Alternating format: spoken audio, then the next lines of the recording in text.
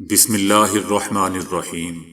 السلام علیکم دوستو، دنیا بھر کی خبروں میں آج آپ سنیں گے، لیکن اس سے پہلے اگر ہو سکے تو لائک اور سبسکرائب کا بٹن ضرور دبا لیں، شکریہ۔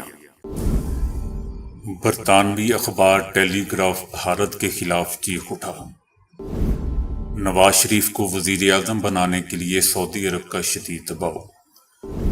اسرائیل کو تسلیم کرنے والوں نے شکست خوردہ گھوڑے پر پیسے لگا دیے ہیں۔ ایران، امریکہ ہی ہے جس نے فلسطین پر قبضہ کر رکھا ہے۔ محمود عباس، امریکی ہاؤس اسپیکر مکارتھی کو عہدے سے نکال دیا گیا۔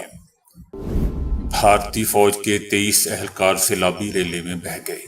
تو آئیے چلتے ہیں تفصیل کی جانب۔ بھارت کا اقلیتوں کے خلاف امتیازی سلوک کے الزامات کو جھوٹا قرار دینے پر برطانوی اخبار ٹیلی گراف نے اپنی ایک خصوصی رپورٹ میں کہا ہے کہ بھارتی وزیر خارجہ ایس جے شنکر نے اقلیتوں پر ہونے والے امتیازی سلوک کے سوال پر دعویٰ کیا تھا کہ بھارت میں ایک بھی واقعہ ہوا ہو تو بتا دیں۔ وزیر خارجہ نے اقلیتوں کے ساتھ امتیازی سلوک کے الزام کو صحافیوں کے سامنے یکسر مسترد تو کر دیا تھا، لیکن وہ بھول گئے کہ انہوں نے یہ دعویٰ مودی سرکار کے آگے بچھی بھارتی میڈیا نہیں بلکہ عالمی میڈیا کے سامنے کر دیا ہے، جو آزاد بھی ہے اور اصول صحافت سے واقف بھی ہے۔ برطانوی اخبار نے بھارتی وزیر خارجہ کے اس بیان کا پوسٹ مارٹم کر دیا اور مودی سرکار میں اقلیتوں پر ڈھائے گئے مظالم اور امتیازی سلوک کی طویل داستانیں شواہد کے ساتھ پیش کر دی۔ ٹیلی گراف نے کہا کہ حال ہی میں 22 ستمبر 2023 کو وزیر رمیش نے پارلیمنٹ میں مسلم رکن دانش علی کو مسلمان ہونے پر دھمکیاں دیں، جس پر وہاں موجود اسپیکر اور خود مودی بھی خاموش بنے رہے۔ برطانوی اخبار نے مزید لکھا کہ رمیش سے جواب طلب کرنے کی بجائے مودی سرکار نے الٹا مسلم رکن اسمبلی دانش علی کو سزا کے طور پر راجستھان کے دور دراز اور خطرناک علاقے میں الیکشن کی ڈیوٹی کے لیے بھیج دیا۔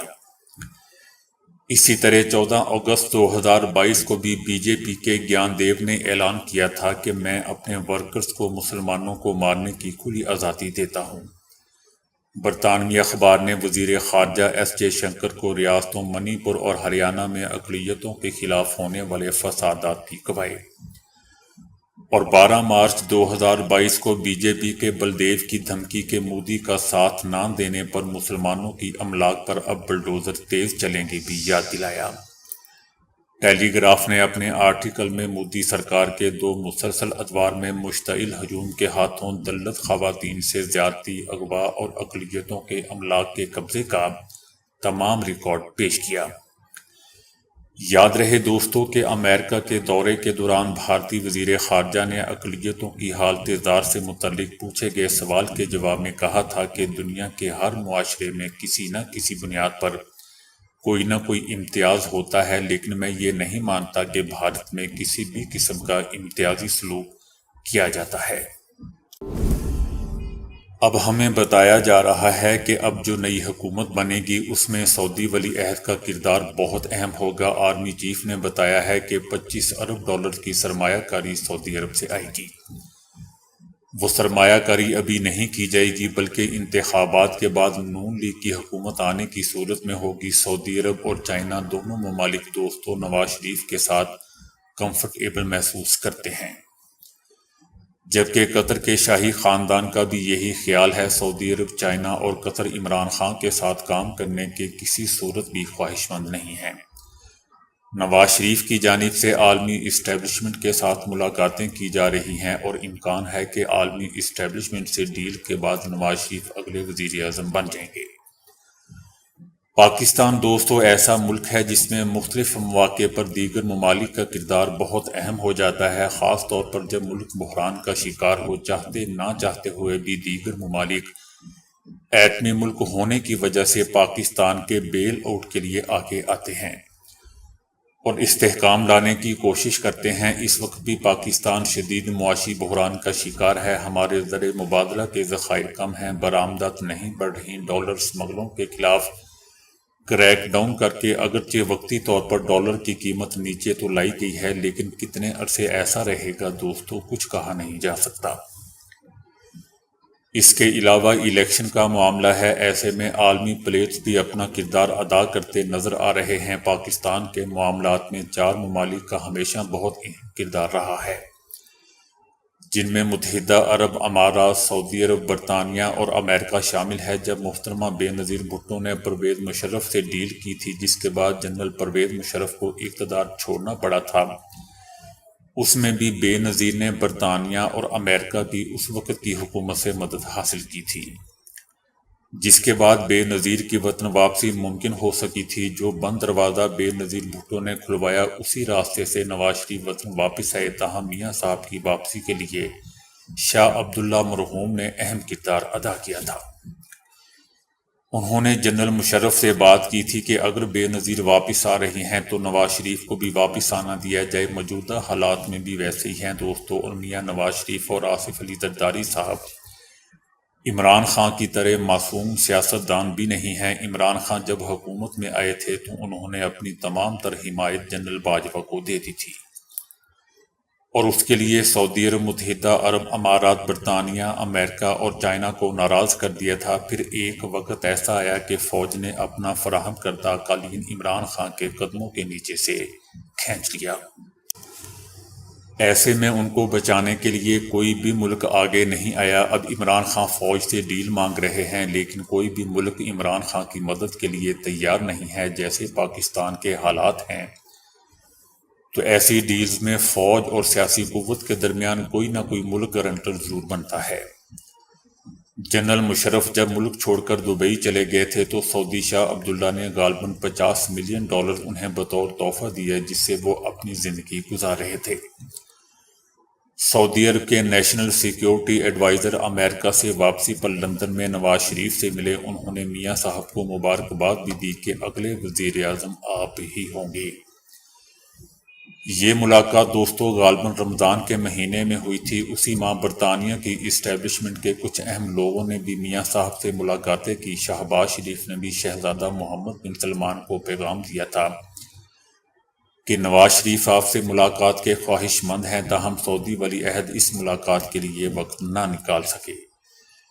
لیکن کچھ ذرائع کا کہنا ہے کہ حال ہی میں سعودی ولی عہد محمد بن سلمان نے لندن کے مختصر دورے کے دوران نواز شریف سے ملاقات کی۔ جب ملاقات کے لیے وقت دیا گیا تو شہباز شریف پہلی فرصت میں ہی لندن واپس پہنچے، کیونکہ وہ اس ملاقات کا حصہ بننا چاہتے تھے۔ نواز شریف کے بلاوے کے بغیر ہی شہباز شریف لندن پہنچ گئے۔ اب جو نئی حکومت بنے گی اس میں سعودی ولی عہد کا دوستو کردار بہت اہم ہوگا۔ تاہم نواز شریف جو بیانیہ لے کر آئے ہیں اس سے نون لیگ پریشان ہے۔ عالمی اسٹیبلشمنٹ اور اہم شخصیات سے جو ملاقاتیں ہو رہی ہیں، اب دیکھنا یہ ہے کہ پاکستان کی ملٹری اسٹیبلشمنٹ اس معاملے کو کیسے دیکھتی ہے اور نواز شریف کے ساتھ کیسا سلوک کیا جاتا ہے۔ ایران کے صدر ابراہیم رئیسی نے اسرائیل کو تسلیم کرنے والے مسلم ممالک کو کڑی تنقید کا نشانہ بناتے ہوئے کہا ہے کہ جارحیت کا ایک ہی جواب ہوتا ہے اور وہ مزاحمت ہے۔ صدر ابراہیم رئیسی نے کہا کہ اسرائیل کو تسلیم کرنے والوں نے شکست خوردہ گھوڑے پر پیسے لگا دیے ہیں۔ مسلم ممالک کا صہیونی حکومت کے ساتھ تعلقات کو معمول پر لانا ایک پسماندہ عمل ہے۔ دشمن کا مقابلہ کرنے کے لیے مزاحمت کا انتخاب ہتھیار ڈالنے سے زیادہ کامیاب ثابت ہوتا ہے۔ اسرائیل کو تسلیم کرنے والوں نے صہیونی حکومت کے آگے ہتھیار ڈال دیے ہیں۔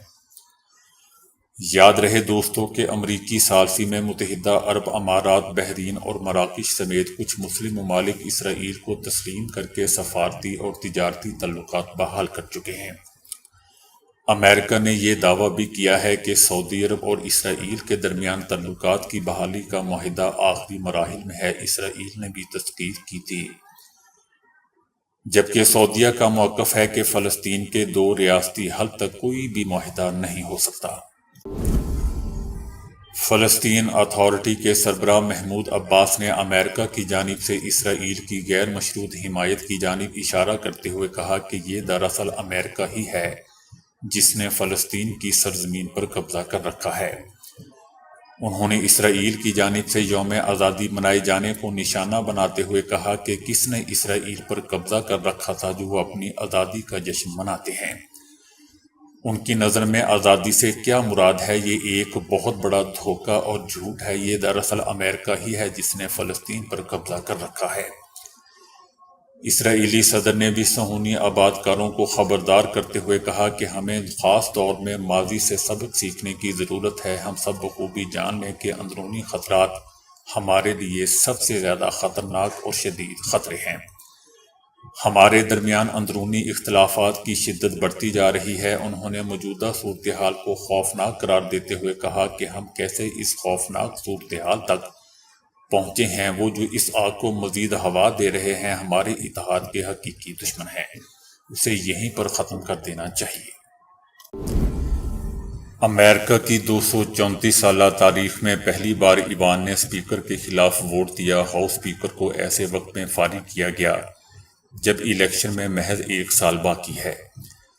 ریپبلکنز نے عدم اعتماد کے ووٹ کے ذریعے ہاؤس اسپیکر کیون مکارتھی کو عہدے سے ہٹا دیا۔ ریپبلکن اراکین ان سے سخت ناراض تھے اور ان کے خلاف قرارداد پیش کر دی گئی۔ قرارداد پر ایوان نمائندگان نے 210 کے مقابلے میں 216 ووٹوں سے اسپیکر کو فارغ کر دیا۔ کیون مکارتھی کا کہنا تھا کہ میرا خیال ہے کہ میں اپنی لڑائی جاری رکھ سکتا ہوں، البتہ اس کا طریقہ کار مختلف ہو سکتا ہے۔ اگلے 1 ہفتے تک امریکی ایوان نمائندگان میں کوئی اسپیکر نہیں ہوگا۔ سابق ہاؤس اسپیکر کا کہنا تھا کہ مجھے ہٹانے کے لیے ریپبلکنز نے ذاتی دلچسپی لی، میرا حکومتی اخراجات سے کوئی لینا دینا نہیں تھا۔ ریپبلکنز اراکین مکارتھی نے تنقید کرتے ہوئے کہا کہ اسپیکر کے انتخاب میں دوبارہ حصہ نہیں لوں گا۔ مکارتھی کا کہنا تھا کہ یقین ہے کہ میں نے درست فیصلہ کیا تھا، عہدے سے ہٹائے جانے پر پرسکون ہوں۔ امریکی عوام جانتے ہیں کہ میرا فیصلہ درست تھا۔ ان کا کہنا تھا کہ مجھے معلوم تھا کہ وہ میرے خلاف تحریک پیش کریں گے۔ مکارتھی اس سال 7 جنوری کو دوستو ایوان نمائندگان کے اسپیکر منتخب ہوئے تھے۔ وہ 370 دن عہدے پر رہے، جو امریکی تاریخ کی تیسری مختصر ترین مدت ہے۔ بھارتی ریاست سکم میں موسلا دھار بارشوں کے نتیجے میں ڈیم ٹوٹ گیا اور سیلابی ریلے نے فوجی کیمپ میں داخل ہو کر تباہی مچا دی۔ تباہ کن بارش میں ڈیم ٹوٹ گیا اور سیلابی ریلا چائنا کی سرحد کے نزدیک فوجی کیمپ سے ٹکرا گیا۔ سیلابی ریلے سے فوجی تنصیبات کو نقصان پہنچا اور 23 اہلکار پانی میں بہہ گئے، جن کا اب تک سراغ نہیں مل سکا ہے۔ علاقے میں سرچ آپریشن شروع کر دیا گیا ہے۔ گوہاٹی میں لینڈ سلائیڈنگ کے واقعات بھی ہوئے ہیں۔ خدشہ ظاہر کیا جا رہا ہے کہ بھارتی فوج کے اہلکار سیلابی ریلے میں بہہ گئے ہیں اور ہر گزرتے لمحے کے ساتھ ان کے زندہ ملنے کے امکانات ختم ہوتے جا رہے ہیں۔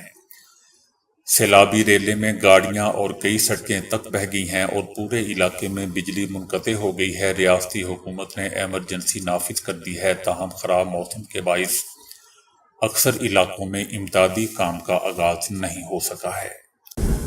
ایلون مسک نے کہا ہے کہ وہ اگلے سال انسان نما روبوٹ کا پروٹوٹائپ ماڈل متعارف کروا سکتے ہیں، جسے ٹیسلا بوٹ کا نام دیا گیا ہے۔ ٹیسلا کے بانی اور دنیا کے امیر ترین افراد میں سے ایک ایلون مسک نے دعویٰ کیا ہے کہ اس روبوٹ کو خطرناک ترین کام کرنے کے لیے ڈیزائن کیا گیا ہے۔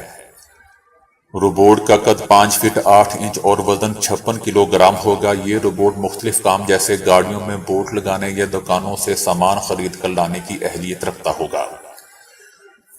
انہوں نے مزید بتایا کہ یہ روبوٹ لیبر کی کمی سے پیدا ہونے والے خلا کو بھر سکے گا، اور زیادہ اہم بات یہ ہے کہ یہ نئی مشین بہت زیادہ مہنگی نہیں ہوگی۔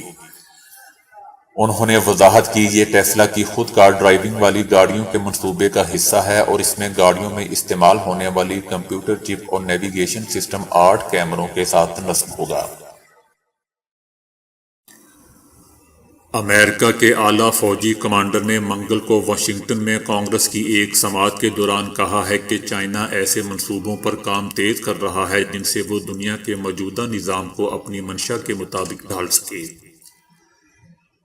چائنا امریکہ پر سبقت لے جانے کی کوششوں کو تیز تر کر رہا ہے۔ کمانڈر ایڈمرل فلپ ڈیوڈسن کا کہنا تھا کہ مجھے تشویش ہے کہ چائنا اپنے عزائم میں تیزی لاتے ہوئے بین الاقوامی سطح پر آزاد تجارت اور قواعد پر مبنی آزاد تعلقات میں امریکہ اور اس کے قائدانہ کردار کو ختم کرنا چاہتا ہے۔ امریکہ میں چائنا کے جارحانہ رویے پر تشویش کوئی نئی بات نہیں ہے۔ انہوں نے کہا کہ چائنا طویل عرصے سے کہتا چلا آ رہا ہے کہ وہ 2050 تک اس امریکی کردار کو ختم کر دے گا۔ ہمیں تشویش ہے کہ کہیں وہ اس ہدف کو اور قریب نہ لے آئے۔ ڈیوڈسن اس سال کے اختتام تک ریٹائرڈ ہو جائیں گے۔ وہ گزشتہ کئی ہفتوں سے چائنا کی جانب سے درپیش خطرے کے بارے میں توجہ دلانے کی کوشش کر رہے ہیں۔ منگل کے روز انہوں نے چائنا کو 21ویں صدی میں سلامتی کے لیے سب سے بڑا اور طویل عرصے تک قائم رہنے والا خطرہ قرار دیا تھا۔ ان کا کہنا تھا کہ خطے میں امریکہ اور اس کے اتحادیوں کے لیے طاقت کا توازن ناموافق ہوتا جا رہا ہے۔ ان کے بقول ایک ایسا خطرہ بڑھتا جا رہا ہے جو چائنا کو مزید نڈر کر دے گا۔ ایک اور اعلیٰ ترین انٹیلی جنس اہلکار ایڈمرل مائیکل نے گزشتہ ہفتے ایک ورچوئل کانفرنس سے خطاب میں کہا تھا کہ ہمارا سامنا ایک عالمی سطح کی توسیع پسند چینی آرمی سے ہے جو کسی بھی ایسی جگہ مداخلت پر تیار ہوگی جہاں چینی مفادات کو خطرات لاحق ہوں گے۔ حکام کو خدشہ ہے کہ جوں جوں چینی اور امریکی آرمی کی صلاحیت میں فرق کم ہوتا جائے گا، چائنا اسی حکمت عملی کو مضبوط کرتا چلا جائے گا۔ اگلے مالی سال میں چائنا نے اپنا دفاعی بجٹ 6.8% تک بڑھا دیا ہے۔ تو دوستو ابھی کے لیے اتنا ہی۔ ویڈیو کو لائک اور شیئر کرنے کا بہت بہت شکریہ۔